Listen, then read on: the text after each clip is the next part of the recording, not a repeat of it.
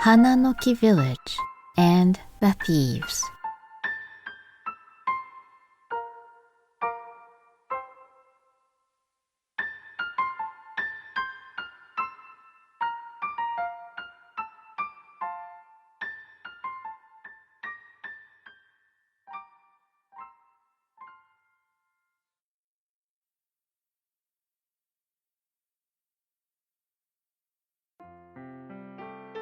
Once upon a time, a group of 5 thieves came to a small village called Hananoki.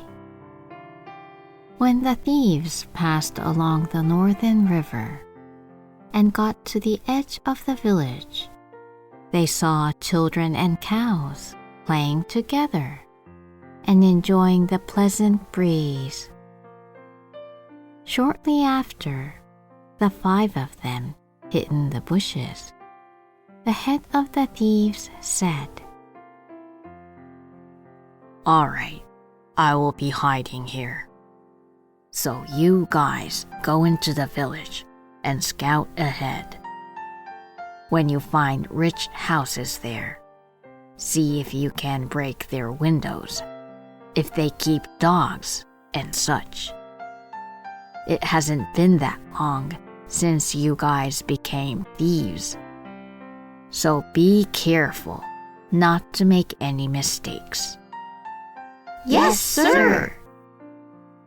And so, the 4 thieves went into the Hananoki village.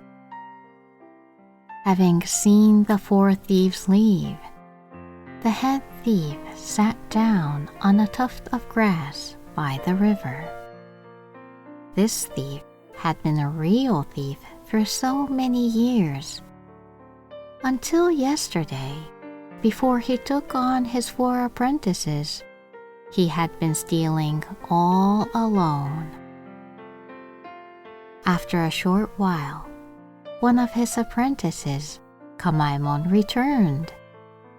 Kamaemon had been an ironmonger until yesterday, making his living by making cauldrons and pots, as well as fixing holes in kettles.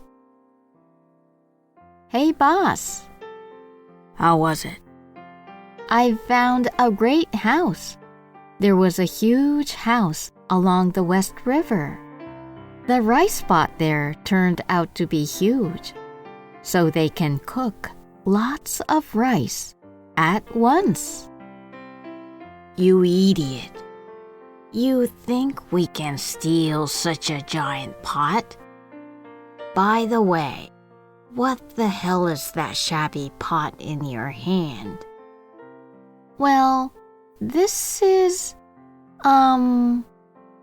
There was a villager holding a pot with holes in it, and when I saw it, I couldn't help but offer him to fix the holes." You must once again be aware that you're a thief now. Got it? Go again. "Yes, sir." The next person who came back was Ebinojo. Ebinojo had been a locksmith until yesterday and was crafting door locks for houses and storages. "Hey, boss." How was it? "Well, the houses and storages here don't have any locks. This is very unsafe. Let's go advise the villagers to get some solid locks right now." What the hell are you saying? No locks means very convenient for us. You have to realize you are no longer a locksmith. You too, start over. Go again. "Yes, sir."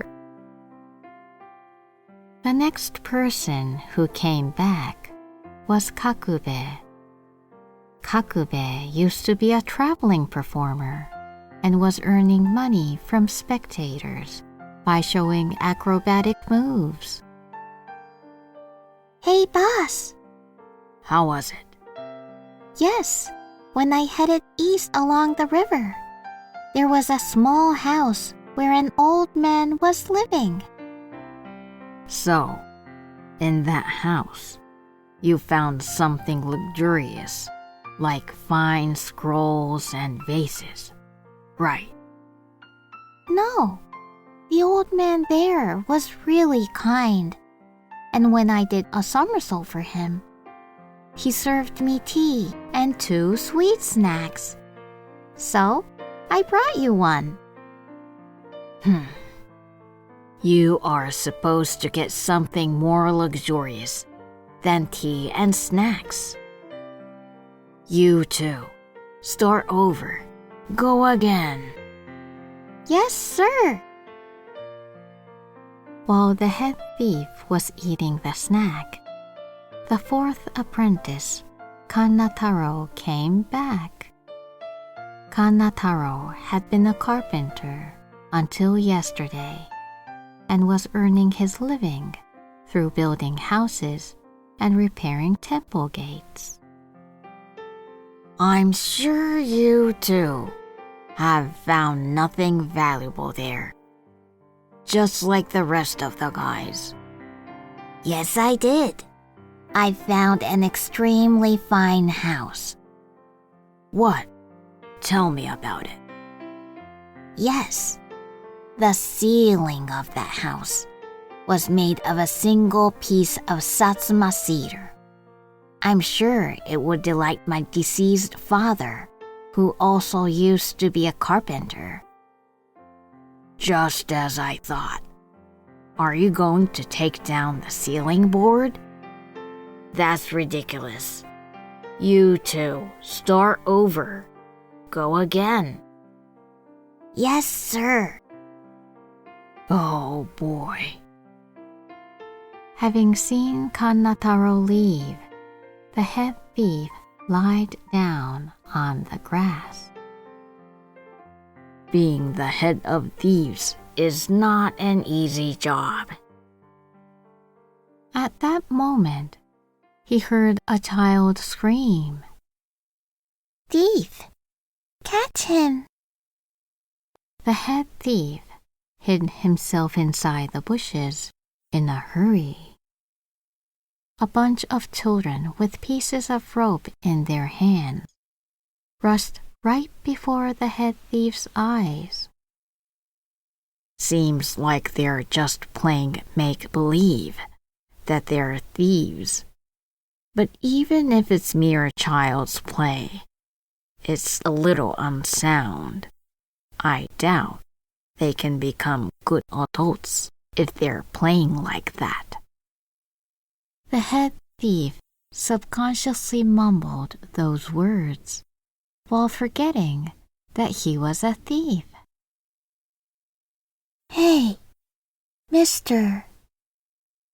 A boy who seemed to be around 7, with a calf at his side, gazed at the head thief's face. The boy was pale, with a delicate face, and was wearing small Japanese sandals.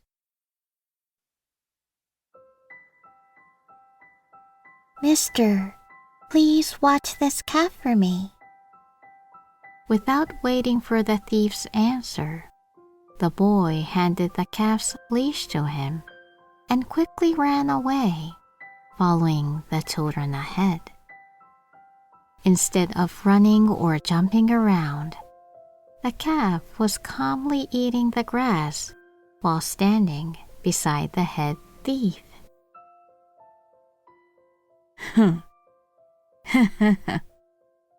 What on earth is this? For some reason, the head thief couldn't help laughing. All right.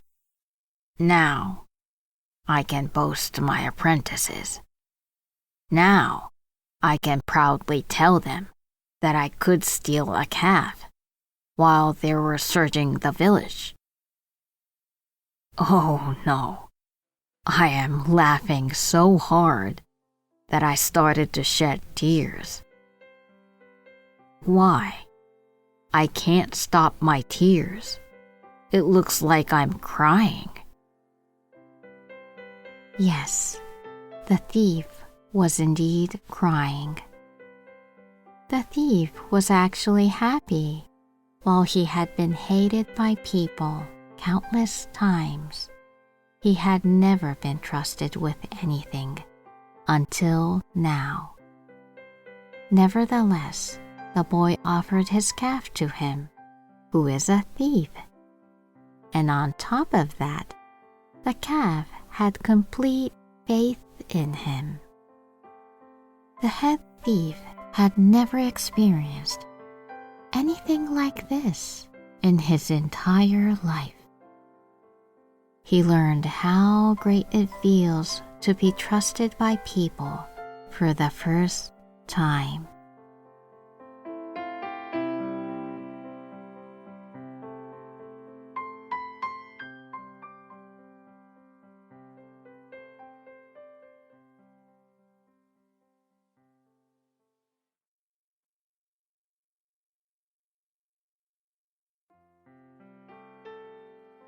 Even when half of the sun hid behind the mountains and crows started to caw in the orange sunset sky, the boy didn't come back.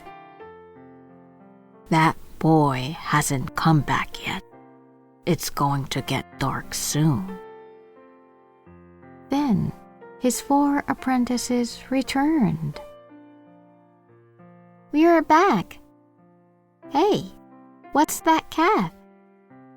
"I got it. I knew our boss wasn't just one of those ordinary thieves." "While we were scouting around, you got your work done." "Well, I wish I could say that. But unfortunately, it's not what happened." The head thief told his apprentices everything that had happened until now. "I will give this calf back to that boy.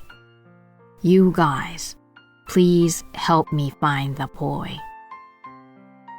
Having heard the story from the head, all the apprentices felt strong sympathy for the boy and began to look for him together with the head thief. Although they have asked many villagers about the boy, strangely, nobody knew about him. Having been completely clueless about the boy's whereabouts, the thieves brought the calf to the village's officer. After they knocked on the door of the officer's house, an old man with glasses came out from inside. The thieves were relieved because they thought even if he finds out they're thieves, he couldn't be much of a threat to them. "You guys don't look familiar. Where did you guys come from?" "Oh, we are, well, travelers from the east. And now we're, heading west." "I might be wrong, but are you guys thieves by any chance?" "No way.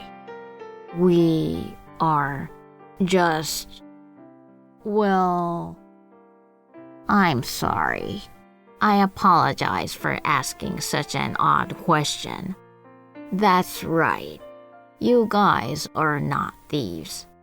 I can tell by looking at your faces. Besides, thieves would never pay a visit to an officer's house." After a brief conversation, the old man agreed to take care of the calf. When the thieves were about to leave, the old man stopped them. "Oh, wait. I'm going to have a drink under the moon with sake wine I got as a gift. Why don't you guys join me? Sake wine always tastes better in a crowd." The old man welcomed them into his house and led them to his porch. This way, the thieves ended up drinking together with the village officer.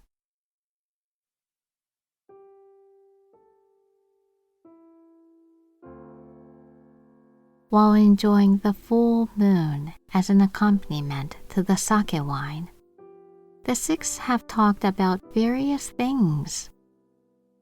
After a while, the six of them, as if they known each other for a long time, got very comfortable, laughed, and sang together in joy.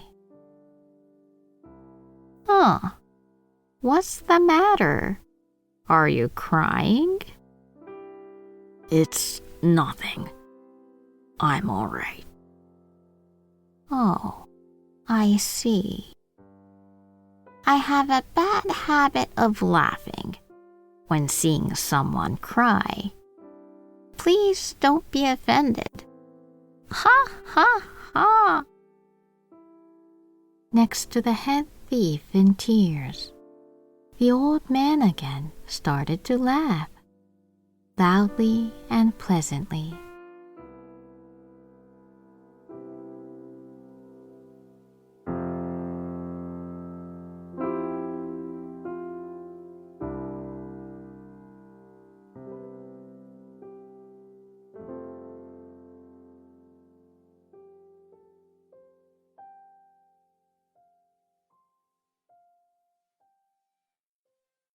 After having a joyful feast together, the thieves left the old man's house.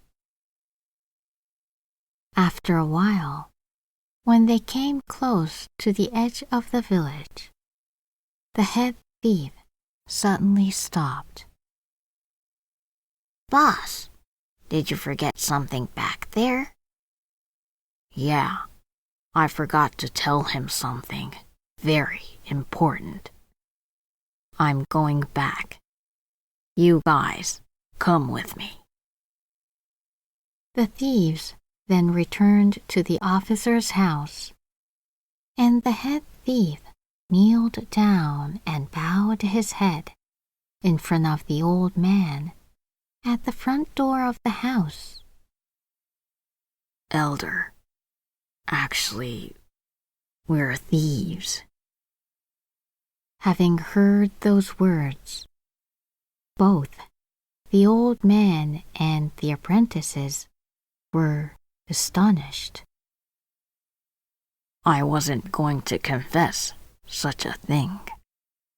But after seeing you trust us as decent human beings, I could no longer stand deceiving you."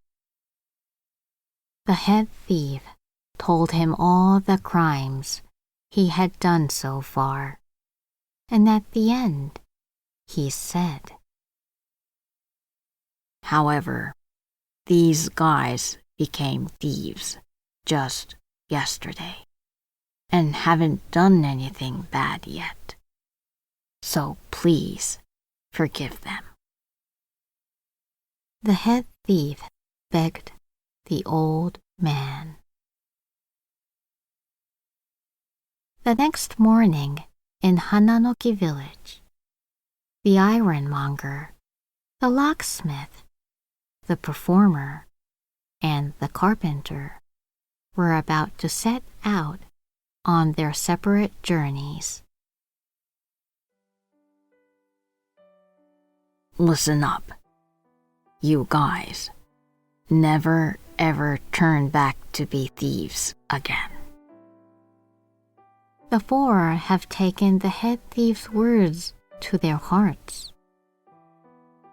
This way, the 5 thieves mended their ways in the Hananoki village. However, who was the boy that led them to do so?